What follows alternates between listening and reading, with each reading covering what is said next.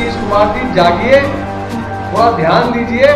बिहार में 40 सीट है, तेजस्वी जी आपको 15 सीट में लड़ने देते तो वो भी एक बहुत बड़ी बात होगी कि 2020 के चुनाव में आपको मात्र 15% वोट शेयर बचा।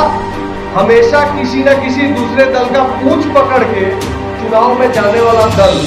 नमस्कार, आप देख रहे हैं न्यूज पीआर और मैं हूं आरती बाला आपके साथ। 2024 लोकसभा चुनाव को लेकर सभी तैयारियां की जा रही है। वहीं ऐसे में आज मुख्यमंत्री नीतीश कुमार जो है वो दिल्ली के लिए रवाना हो गए हैं। खबर है कि आज सभी विपक्षी पार्टियों के जो शीर्ष नेता हैं उनसे मुलाकात होगी, इस पर अहम चर्चा की जाएगी। वहीं आपको बता दें कि इस दौरान बीजेपी के युवा नेता ऋतुराज सिन्हा जो है उन्होंने 2024 के नीतीश कुमार के इस नीतियों पर करारा हमला बोला है। उन्होंने कहा है कि कौन कहता है कि नीतीश कुमार जो है वो एक बार फिर से बीजेपी में शामिल हो सकते हैं। बीजेपी ने ऐसी कोई मनसा नहीं बनाई है और फिलहाल इस दौरान उन्होंने क्या कुछ और तंज कसा है वो पहले आप ये वीडियो में देखिए। पता चलेगा कि ममता बनर्जी जी से ज्यादा पकड़ शायद नीतीश कुमार जी को है नहीं, तो ममता दीदी काहे के लिए उनको मानेंगी।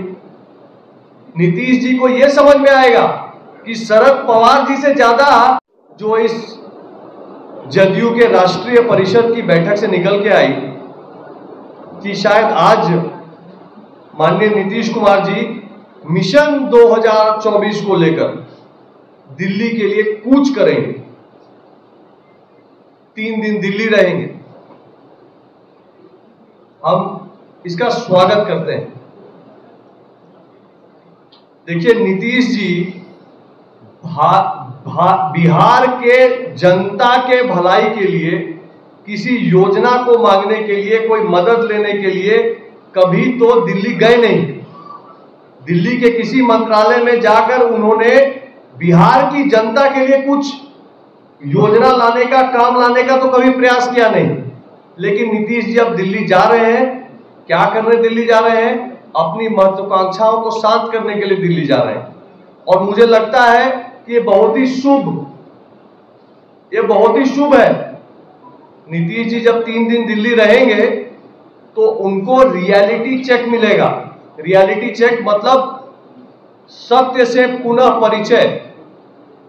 नीतीश जी एक घेराबंदी के बीच में रहते हैं, वही 5-7 लोग हैं जो उनसे बात करते हैं, वही 5-7 लोग हैं जो उनको कभी पीएम मटेरियल बता देते हैं, कभी पीएम दावेदार बता देते हैं, कभी जो है पीएम घोषित भी कर देंगे। नीतीश जी, बहुत अच्छा है कि आप ये 5-7 लोगों के घेरा से निकल के दिल्ली जा रहे हैं। दिल्ली जाइएगा तो आपको पूरी बात समझ में आएगी। बिहार की जनता ने ट्रेलर देख लिया। ऑपोजिशन के एक बड़े नेता केसीआर आए बिहार और प्रेस वार्ता के मंच में ही यह क्लियर हो गया कि आप में यही सहमति नहीं बन पा रही है कि प्रेस में बैठना है कि खड़ा होना है। जहां प्रेस में बैठने और खड़े होने पर सहमति नहीं बन पा रही है, वहां वो आपको सर्वमान्य ऑपोजिशन का पीएम कैंडिडेट बनाएंगे। ऐसा सपना जो आपके साथ के लोगों ने, आपके चाटुकारों की मंडली ने आपको दिखाया है, ये भ्रम फटना जरूरी है। सच्चाई नीतीश जी को समझ में आनी जरूरी है।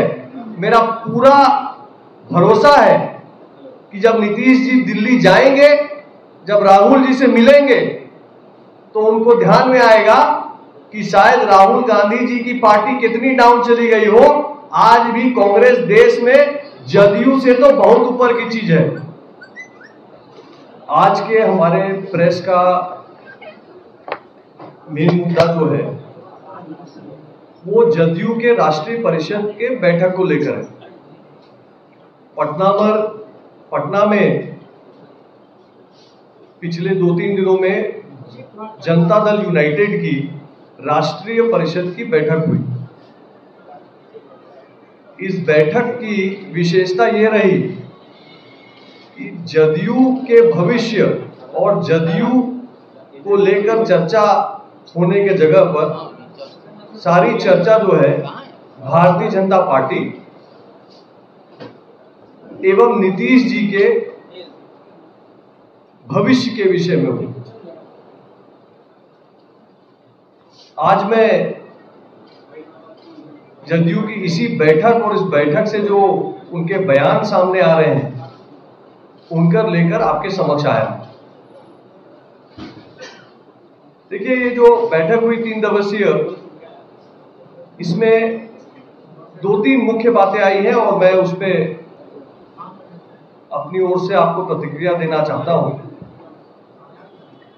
पहला तो एक स्टेटमेंट नीतीश कुमार जी का शनिवार को एक स्टेटमेंट आया कि भारतीय जनता पार्टी 2024 में 50 सीटों पर सिमट जाएगी। बाकायदा जेडीयू ने इसकी प्रेस विज्ञप्ति निकाली, प्रेस रिलीज किया और उसकी पुष्टि की कि नीतीश कुमार जी ने ऐसा कहा। बहरहाल 24 घंटे के अंदर अंदर नीतीश कुमार जी अपने कहे हुए बयान से पलट गए। इसमें कोई अचरज की बात तो है नहीं। बिहार का बच्चा बच्चा जान गया है कि नीतीश कुमार जी के कहे हुए किसी बात का कोई मतलब अब रह नहीं गया है, क्योंकि वो पलटी मारने के एक्सपर्ट हो गए हैं। उनका तो नाम ही पलटू राम स्वयं तेजस्वी जी ने रख दिया है। विशेष बात यह रही कि पहले नीतीश जी अपनी बात से पलटने में कुछ समय का गैप दे देते थे ताकि जनता के ध्यान से वो बात उतर जाए शायद। अब लेकिन न लाज बचा है न लिहाज बचा है। आज जो कह रहे हैं कल उस बयान से पलटने का काम नीतीश जी कर रहे हैं। खैर, भाजपा को 2024 के लोकसभा चुनाव में 50 सीट आएगी। भाजपा 50 सीट पे सिमट जाएगी कि 350 सीट लेके बाकियों को सिमटाएगी, बाकियों को निपटाएगी, ये तो जनता के दरबार में तय हो जाएगा। और हमें पूरा विश्वास है कि नरेंद्र मोदी जी का काम और भारतीय जनता पार्टी के कार्यकर्ता का समर्पण पुनः रंग लाएगा। नीतीश कुमार जी जागिए, थोड़ा ध्यान दीजिए। बिहार में 40 सीट है, तेजस्वी जी आपको 15 सीट भी लड़ने देते तो वो भी एक बहुत बड़ी बात होगी। अब 15 सीट लड़िएगा तो सिंगल डिजिट 1-2 सीट से ज्यादा मिलेगा नहीं, और 2 सीट के ऊपर आप प्रधानमंत्री बनने का ख्वाब देख रहे हैं।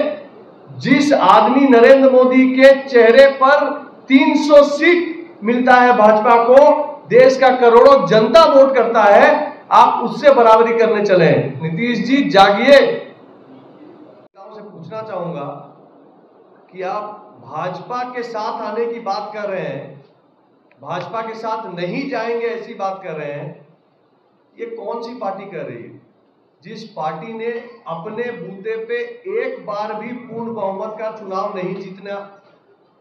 पूर्ण बहुमत के चुनाव जीतना छोड़ दीजिए, जिस पार्टी ने एक बार कोशिश नहीं की अकेले चुनाव में जाने की, हमेशा किसी ना किसी दूसरे दल का पूंछ पकड़ के चुनाव में जाने वाला दल ये कह रहा है कि वो भाजपा में नहीं जाएंगे। नीतीश जी, जनता का मैसेज क्लियर है। 2010 में आप 144 सीट लड़े थे, आपको 115 सीट प्राप्त हुई थी। 2015 में आपका वोट शेयर 22.5% से घटकर 16.8% बच गया। 2015 में जब आप लालू जी के साथ गए तो आपको 101 सीट लड़े आप और मात्र 71 सीट आपको प्राप्त हुई। और 2020 में तो आपका ग्राफ इतना गिर गया था कि 2020 के चुनाव में आपको मात्र 15% वोट शेयर बचा और 43 सीट पे जदयू निपट गई। तो भाजपा के साथ नहीं जाएंगे, अब ये बोलना छोड़ दीजिए। आपके पार्टी का भविष्य क्या रहेगा इसकी थोड़ी चिंता करिए। तो देखा आपने, इस दौरान ऋतुराज सिन्हा ने यह साफ कर दिया है कि बीजेपी जो है वो पूरी तरीके से 2024 के चुनाव को लेकर तैयारियां कर रही है और ऐसे में उसका कोई ऐसा मनसा नहीं है कि नीतीश कुमार जो है एक बार फिर से बीजेपी में वापसी करेंगे। फिलहाल तंज का जो माहौल है वो यूं ही बना हुआ है। ऐसे में सीएम नीतीश कुमार आज जो अहम बैठक करने वाले हैं, उसके बाद से ही वाद विवाद का ये जो सिलसिला है वो अनवरत जारी है। फिलहाल क्या कुछ और अपडेट सामने आते हैं ये देखने के लिए हमें अभी फिलहाल थोड़ा इंतजार करना होगा। फिलहाल आप ऐसी ही खबरों से अपडेट रहने के लिए यूं ही जुड़े रहें हमारे साथ।